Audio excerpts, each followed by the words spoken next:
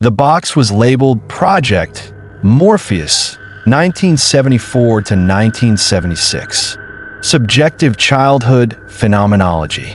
It had been sitting in the climate-controlled basement of the university's sociology department for 50 years, buried under a mountain of discarded thesis papers and rusted filing cabinets.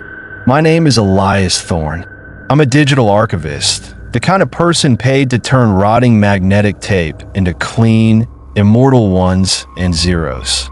Usually, my work is mind-numbingly dull, oral histories of local bakeries or legal depositions from the 70s. But the Morpheus tapes were different. The project led by the late Dr. Elias Thorne, no relation, though the coincidence felt like a cold finger on my spine, was a massive international study. They had interviewed over 5,000 children, aged 4 to 8, across 30 different countries. The goal was simple: to document the universal morphology of childhood nightmares. They wanted to see if children in Tokyo saw the same monsters as children in London or Buenos Aires. I snapped the first cassette, a faded Sony C60, into my deck. I pressed play. The hiss of 50-year-old static filled my headphones, a thick, wet sound like rain on a tin roof. Then a voice. Subject 001. Location, Bristol, UK. Name, Thomas. Age, 6. Dr. Eris's voice was dry and clinical. Thomas, can you describe the person you saw in your room last night? A long silence followed. I turned up the gain. I could hear the child's shallow breathing, a soft, rhythmic hitch. He didn't have a face, the boy whispered. His voice was thin, fragile, like dry parchment. He had a screen, like the telly when the programs stop. A screen, Thomas? Dr. Ayers probed. Was there a picture on it? No, Thomas said. Just the dots. The black and white dots that jump around. And he was very tall. His arms, they looked like the wires behind the set. Messy. Tangled. I frowned. A TV-faced monster in 1974? It felt like a precursor to modern internet creepypasta, but this tape was half a century old. I fast-forwarded to the middle of the tape. Subject 042. Location, Osaka, Japan. Name, Kenji. Age 5. Kenji-kun, a translator's voice said. What did the tall man say to you? He didn't speak with his mouth, the boy replied.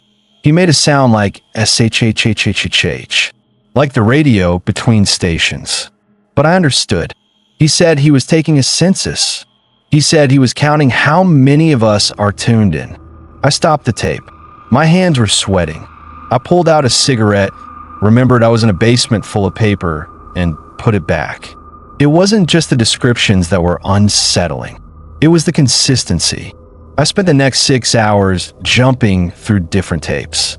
Subject 112. Berlin described a gray man with a face made of moving salt and pepper. Subject 256. Mexico City spoke of a visitor who stood in the corner of the room, vibrating so fast he looked like a broken broadcast. Subject 409. Moscow said the man whispered that he would return to collect the data when the subject reached their 50th broadcast. Dr. Eris's notes, tucked into the bottom of the box, were increasingly erratic.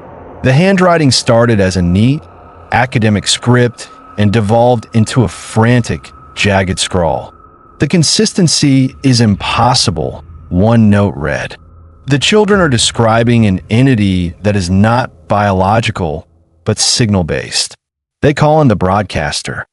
They describe his face as an SMPT test pattern or pure static. If this were a cultural phenomenon, it would vary. But the static man is the same in every language. He is not a dream. He is a frequency. One note, dated September 14th, 1976, was stained with what looked like coffee or old blood. The census is almost complete. I've realized the entity isn't just appearing to them, it's tagging them, like a radio station claiming a band. He told Subject 500 Today that the signal will be strongest at the half-century mark. 1976 plus 50 years. 2026. I looked at the digital clock on my workstation. May 7th, 2026. A cold shiver raced down my back. I am 32 years old. I wasn't part of the Morpheus study, but as I sat in that silent basement, the lights flickered. The monitor on my desk, a high-end 4K display, suddenly flared with white noise. The sound coming through my headphones shifted. The child's voice on the tape vanished, replaced by a deep, resonant hum that vibrated in my teeth. Entry 001, a voice boomed. It wasn't on the tape.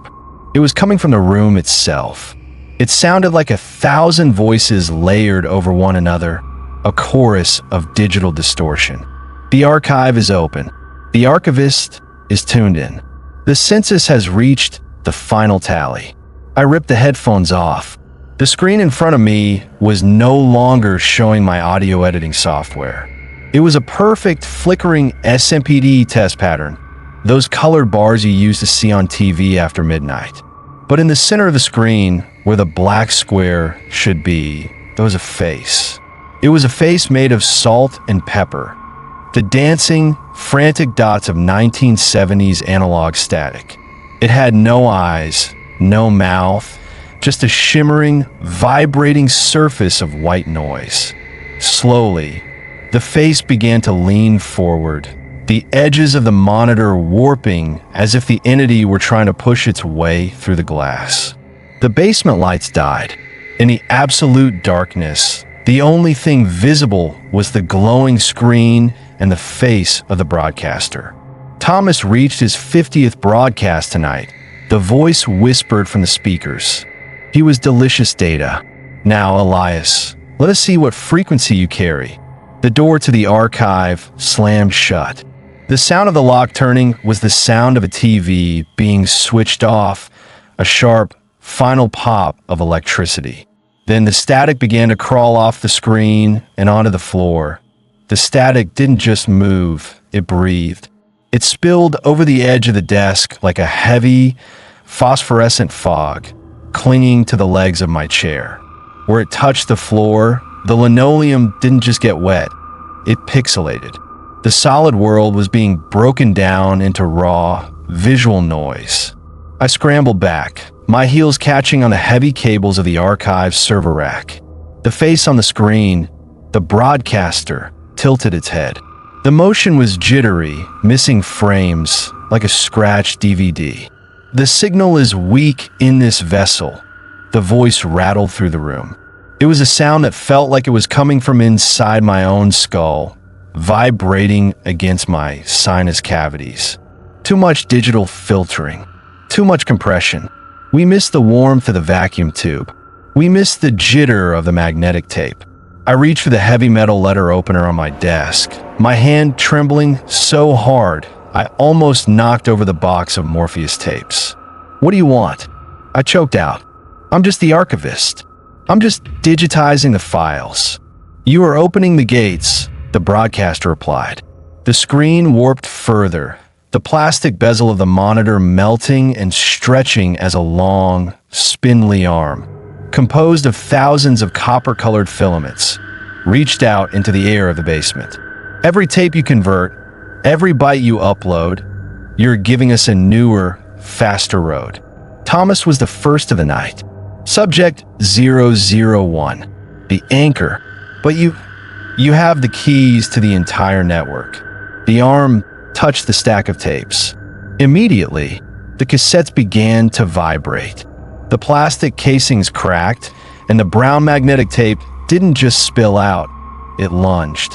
The ribbons of tape flew through the air like iron filings to a magnet, wrapping themselves around the broadcaster's reaching limb, forming a jagged, artificial muscle.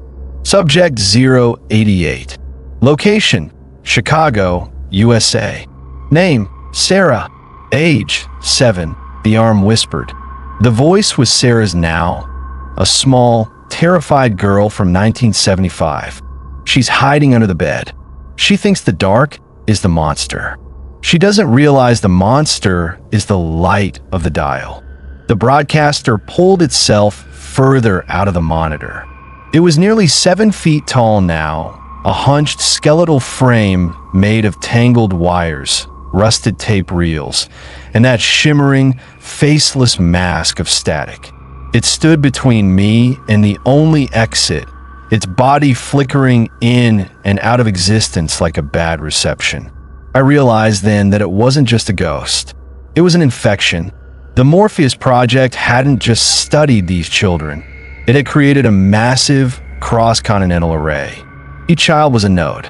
And by digitizing these tapes, I was repowering a circuit that had been dormant for half a century. The half-century mark, I whispered, remembering Dr. Eris's notes. 2026, you waited for the technology to catch up. You waited for the world to be connected enough for the signal to go everywhere at once. The census is almost complete, the broadcaster hissed. It stepped forward, its feet making a sound like glass breaking on a TV screen. We need the master log, the final tape. Subject 500. I looked at the box. There was one tape I hadn't touched yet. It was at the very bottom, encased in a lead-line sleeve that I had assumed was for protection against magnetic fields. It was labeled in deep, red ink, "Do not broadcast." The 0 frequency. I dove for the box. The broadcaster shrieked, a sound of pure, unmodulated feedback that shattered the glass of every light fixture in the basement. Total darkness swallowed the room, save for the flickering, violet glow of the entity and the dying light of my computer monitor. I felt the creature's wire-thin fingers brush against my jacket, the touch feeling like 1,000 tiny electric shocks. I grabbed the lead-line sleeve and scrambled under the heavy oak desk, my heart hammering against my ribs like a trapped bird. Subject 500 is the carrier, the broadcaster boomed, its voice now overlapping with Dr. Eris's dry, academic tone. The boy who saw the white sky. The boy who gave us the coordinates. Give us the tape, Elias, and we will let you remain as an ornament in the static. I fumbled with the lead sleeve in the dark. My fingers were slick with sweat. I pulled out the tape. It wasn't a cassette. It was a heavy, open reel tape, the kind used in professional studios. The celluloid was a strange, iridescent silver. I looked at the reel-to-reel player on my workbench. It was an old Nagra, built like a tank, completely analog. Elias. The broadcaster's face appeared inches from mine, its head peering under the desk. The static on its face was moving so fast now, it was starting to bleed colors, sickly greens and bruised purples. The tape won't save you. It's the end of the program. Not if I change the channel, I whispered. I lunged out from under the desk, not toward the door, but toward the Nagra player. I didn't need the computer. I didn't need the network. I needed to hear what Subject 500 had to say before the broadcaster turned me into data. I threaded the silver tape with trembling hands. The broadcaster lunged, its wire arm swinging like a scythe, but it tripped. Its physical form was unstable, flickering as it tried to process the sheer amount of digital information in the room. I hit play. The sound that came out of the Nagra's speakers wasn't a voice. It was the sound of a heartbeat, deep, resonant, and sounding like it was being played through a mile of earth. And then a child spoke, but it wasn't a whisper. It was a command. "I see you," Subject 500 said, "and I'm not afraid of the dots anymore." The silver tape began to glow. The basement didn't just brighten, it dissolved. As the silver tape spun on the Nagra reels, the violet glow of the broadcaster was drowned out by a searing, colorless light emanating from the speakers. Subject 500. Name Arthur. Age 7. The tape announced, though no scientist's voice was present this time.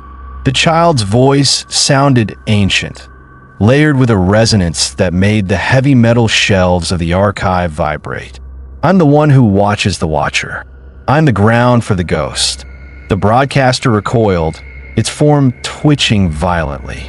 The tangled mess of magnetic tape that made up its limbs began to unspool, the ribbons turning white and brittle, crumbling into ash before they even hit the floor. Impossible!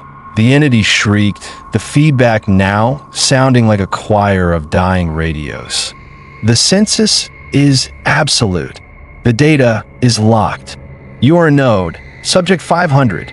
You are the crown of the signal. I am the zero frequency, the boy's voice replied from the reels. I'm the silence between the bits.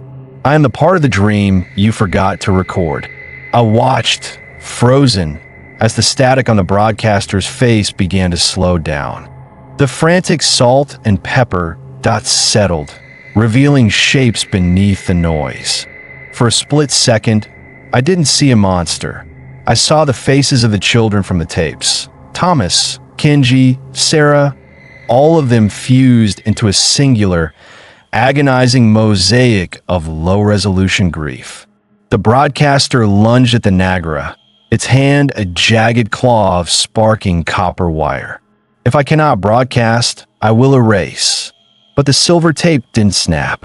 As the creature's hand touched the machine, the zero frequency surged. A wave of absolute silence rippled outward, a physical wall of stillness that neutralized the electricity in the room. The entity's arm didn't just stop, it began to turn back into raw, unformatted static, which was then sucked into the silver reels like smoke into a vacuum. Elias, the voice of subject 500 called out, now sounding directly in my ear. The broadcaster is not the source. He is only the antenna. You must look at the log. Look at the names that aren't children. The light from the tape flared one last time, and then the basement plunged into a different kind of darkness. Not the absence of light, but the presence of something heavy and old. The broadcaster had vanished, leaving behind only a pile of charred magnetic tape and a smell like a burnout vacuum tube. My computer monitor was dead, the glass cracked from corner to corner. I reached for the Morpheus box with trembling hands. I pulled out the master log, the thick leather-bound book Dr. Eris had kept. I flipped past the 500 children, past the descriptions of the TV man and the gray man. At the very back of the book, in a section sealed with wax, was a list of names, administrative nodes, post-study tracking. I scanned the list. These weren't children from 1974. These were adults, people who had funded the project, people who had provided the equipment. Vance, Silas, signal recovery specialist. Thorne, Eris, behavioral archivist. The director, redacted. And then, at the very bottom, written in ink that looked so fresh it was still shimmering. Thorne, Elias, active ground. I dropped the book. My name. It was in the log.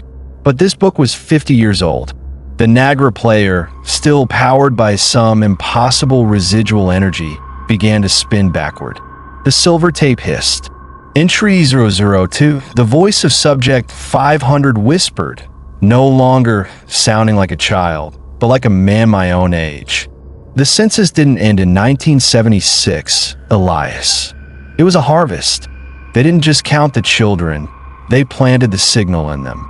We are the crop, and the broadcaster was just the harvester's tool. I looked at my own hands. Under the skin of my wrists, I could see a faint, rhythmic pulsing of violet light.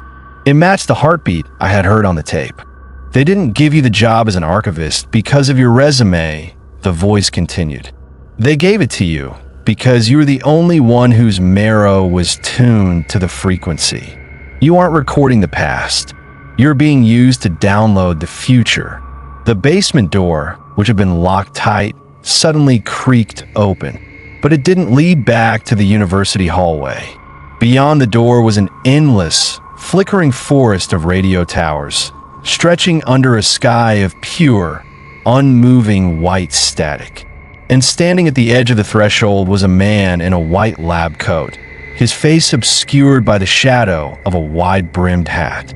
"Welcome back to the project, Elias," the man said. It was Dr. Elias Thorne. He looked exactly as he did in the photographs from 1974. He hadn't aged a day. "We've been waiting for the half-century mark. The signal is finally strong enough to bring the whole world into the frame." He held out a hand.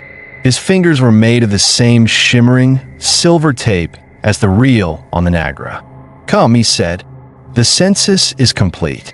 Now, the broadcast begins." I stood at the threshold of the basement door, but the familiar cinder-block hallway of the university was gone. In its place was a nightmare of geometry. The radio towers didn't just stand. They throbbed like living nerves, their steel lattices coated in a vibrating layer of gray moss that hummed at a frequency that made my eyes ache. Dr. Elias Thorne stood perfectly still, his hand extended. The silver tape that formed his fingers moved with a rhythmic, serpentine grace. "The transition is always difficult for the ground," Elias said, his voice no longer coming from his mouth, but echoing from the vast, white static of the sky above. "The biological mind resists the shift from matter to signal. But look at your hands, Elias. You aren't solid anymore. You haven't been for a long time." I looked down. My jacket and skin were becoming translucent. I could see the skeletal structure of my arms, but the bones weren't white. They were glowing violet filaments, etched with the same complex circuitry I had seen on the advanced signal equipment. "What did you do to us?" I whispered, my voice echoing with a digital delay. "The children, the study. The census, what was it for?" "A census is a count of a population," Elias explained, stepping back into the forest of towers. "But it is also a map. We didn't just count the children. We used their developing neural pathways as a mold. We poured the signal into them while their minds were still plastic, still receptive to the impossible.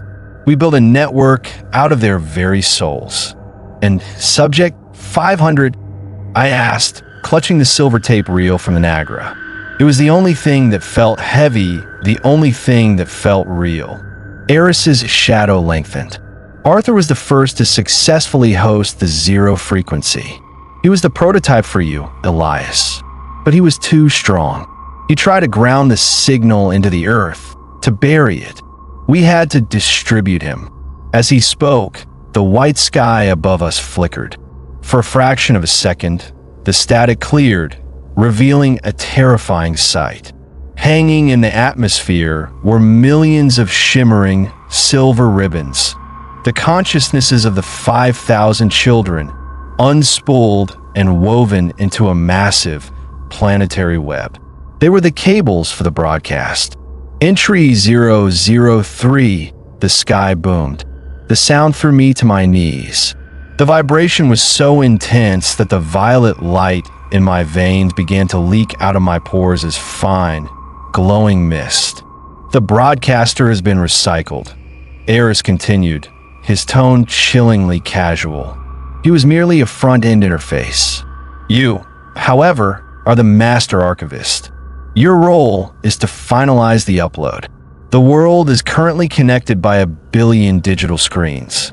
All we need is for the ground to authorize the transmission." "I won't do it," I gasped, the silver reel in my hands pulsing with a protective warmth.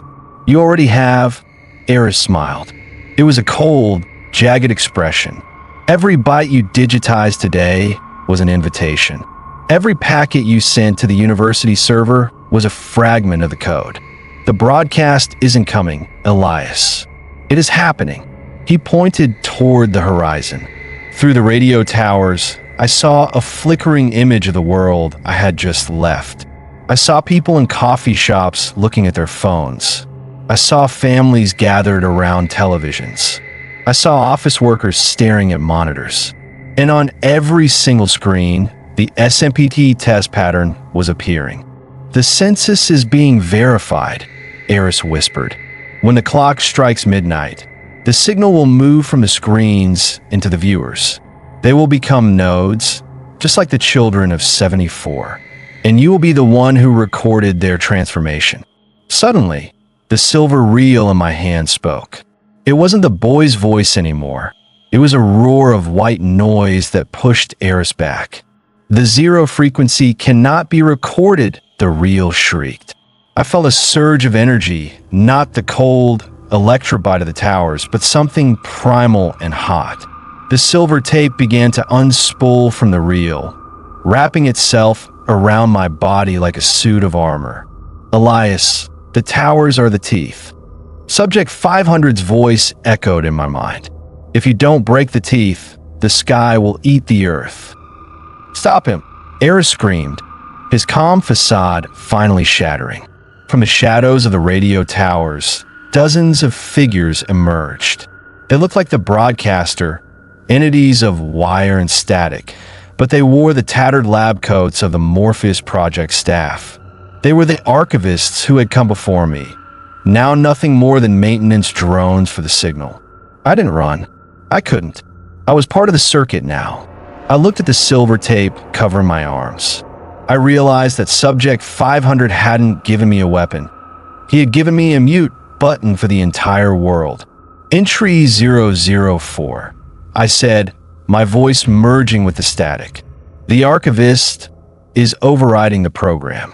I slammed the silver reel into the base of the nearest radio tower. The impact wasn't physical. It was a localized collapse of reality. The tower didn't fall. It inverted, turning into a pillar of absolute blackness that began to drink the white static from the sky. The archivist shrieked as they were pulled into the void. Elias Thorne lunged for me, his silver fingers clawing at my chest, but he was losing resolution, his form becoming a smear of colored pixels. "You'll destroy everything," he wailed. "The signal is the only thing that lasts. Without it, you're just dust." "Then let us be dust," I replied. I twisted the reel, driving it deeper into the tower's nerve. The white sky began to crack, long fissures of blackness appearing across the horizon like a shattered television screen. But as the world began to dissolve, I felt a cold, familiar pressure. A hand, large, wooden, and covered in a fine, dark mold, reached out from the blackness of the tower and gripped my throat. It was the tall one. "The census is never over," the creature whispered, using my own voice from the future. "We're just changing the media." The tall one did not merely hold my throat, it integrated with it. I felt its wooden fingers sink through my skin, merging with the violet filaments of my neck.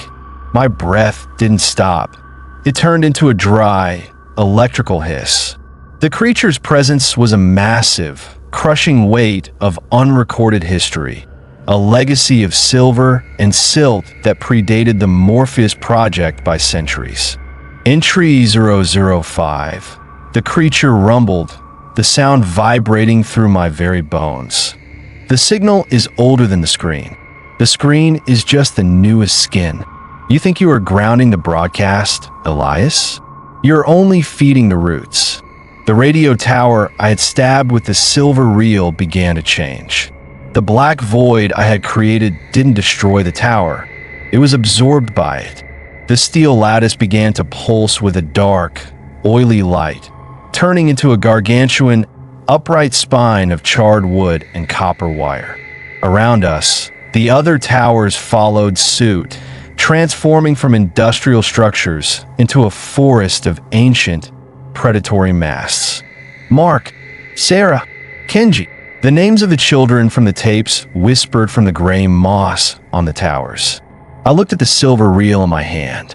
It was vibrating so violently that my fingers were beginning to bleed. Not red blood, but a thick, iridescent fluid that looked like liquid magnetic tape. "The zero frequency is not a weapon," the tall one whispered, its faceless head leaning so close I could smell the ozone and rotting lilies. "It is the master record. It is the archive of everything that was deleted to make room for this signal. And now, Elias, you are going to play it back." The creature forced my hand, still clutching the reel, against my own chest. The pain was absolute. It felt like my ribs were being rewritten into a piano roll, my heart becoming the ticking needle of a record player. The silver tape from the reel began to feed directly into the white, branching scars on my chest. I see it now. I gasp, my vision fracturing into 1,000 different camera angles.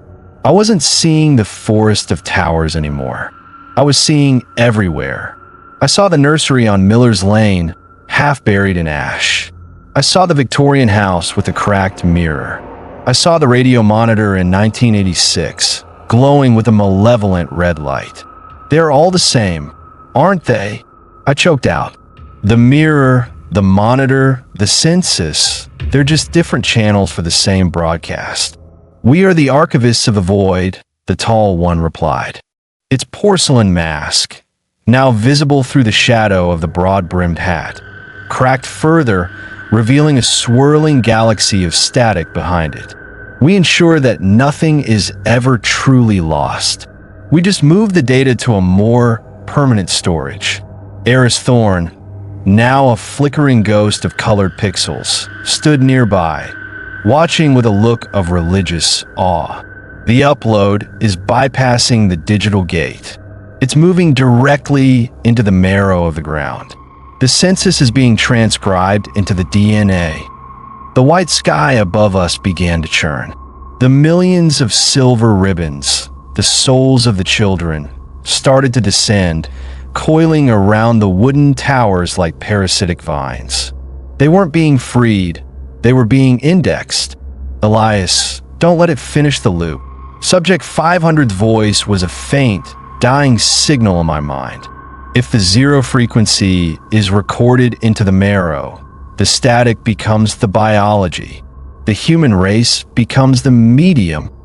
I tried to pull the reel away, but my arm was no longer mine. It was a limb of the tall one, a branch of the forest.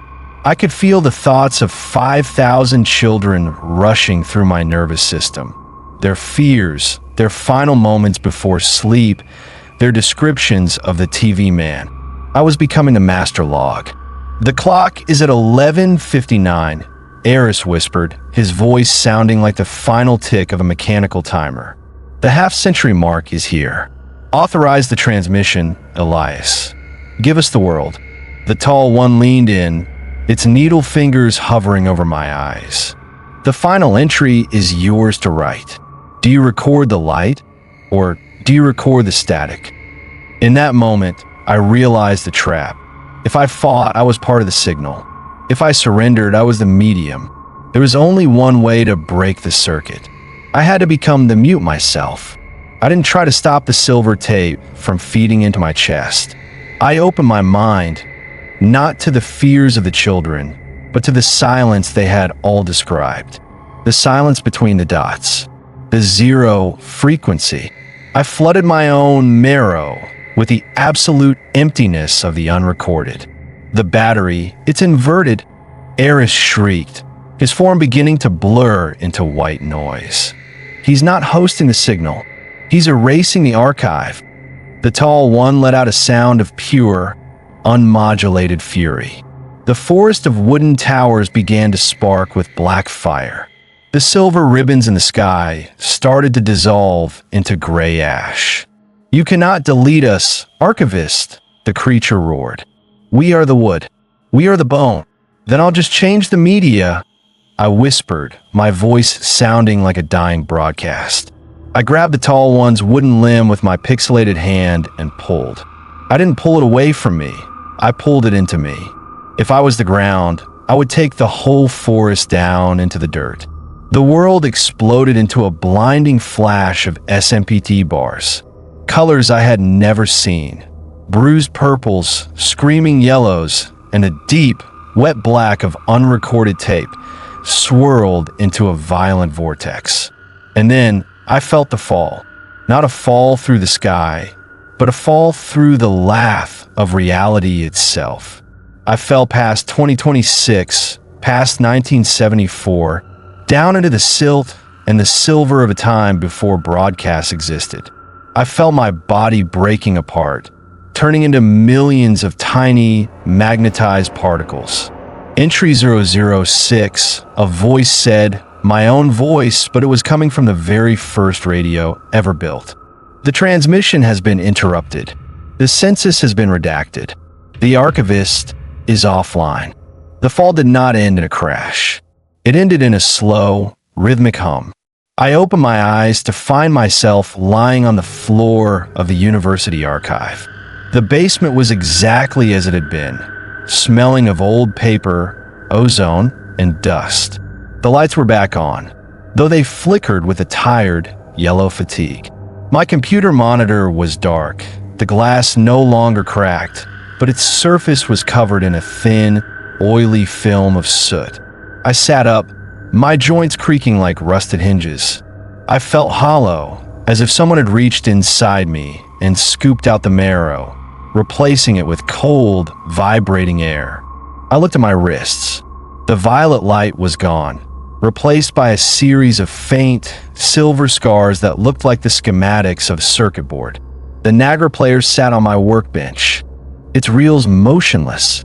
The silver tape had vanished. In its place was a pile of fine, gray ash that smelled faintly of ancient pines. Elias. I spun around. A woman was standing in the doorway.